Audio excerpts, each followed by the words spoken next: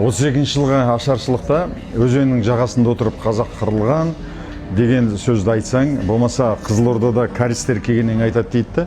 Осы жерде былтыр қазақ мал шағырылып қалды, шыбын шағырылды десе, каристер айтады дейді. Қалай мына жерде өлуге болады деп олар таңғалады дейді. Мына жерде адамдар аштан өлді ме деп. Соны айтсаң, қазір барлық қазақ шығады, өтірік, олай емес.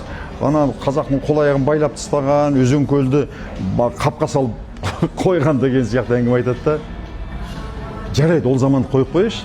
Қазір маған кедей кәріс, кедей ұйғыр, кедей өзбек, кедей орыс, кедей түрік, кедей күрд тауып алып келдірші. Ал неге 80% қазақ кедей қазір? Неге ауылда тұрған қазақтар қазір үйінде сиырын саумайды, дүкендегі сүт сатып ішеді? Неге қазір Шымбұлаққа, басқа жерге барсаң көбінесе орыс ағайындар жүреді? Қазір қазақтар таксовать етіп жүр, ал машиненің иесі ұйғырлар. Осыған жауап беріңіздерші. Ол кезде жарайды, қол аяғын байлап өзенді ана қапқа салып балық ауламасын деп. Ұзын өзен, ана тарбағатайдан аққан бәленбай километр өзенді біреу түгел бақылап отыр дейді, ешкім балық ауламасын деп. Ал қазір кім қолын байлап отыр? Аузын керіп, өсек айтқаннан басқа, жоқ, өкімет жаман дегеннен басқа не тіршілік жасап жатырмыз қазір? Қазіргі, мысалы, жасанды интеллекті тегін үйретейін десең, шатыма, былжырама, әй алаяқ, сенің тегінің артында ақша тұр дейді. Енді не істеймін мені? Жығып тастап аузыңа құямыз ба? Санамыз өзгермей жатыр.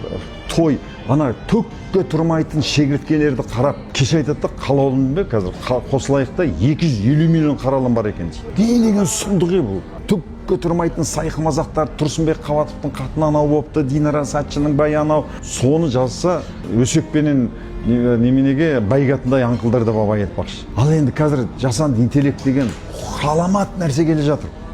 Соны үйреніп жатырсың бәсе, бәрі де бір қазақтың әлі санасына кірмеген, 1% санасына кірмеген. Қазір халық екіге бөлінеді. Жасанды интеллекті меңгергендер нан тауып жейді, қазақша айтқанда, игермегендер нан тауып жей алмай қалады. Соны айтсаң, былжырама, анау дейді.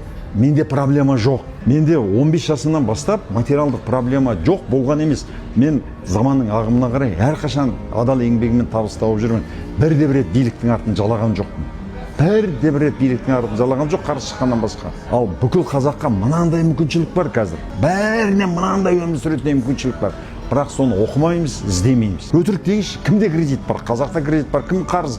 Қазақта қарыз, кім баспанашы? Қазақ баспанашы. Сонда қазақтың қол аяғын байлап қойып, ұйғырға, дүнгенге, тәжікке, өзінде орысқа, кәріске бәріне жағдай жасап қойған ба? Өтірік қой, олай емес қой. Осыған шындығын айтыңыздаршы.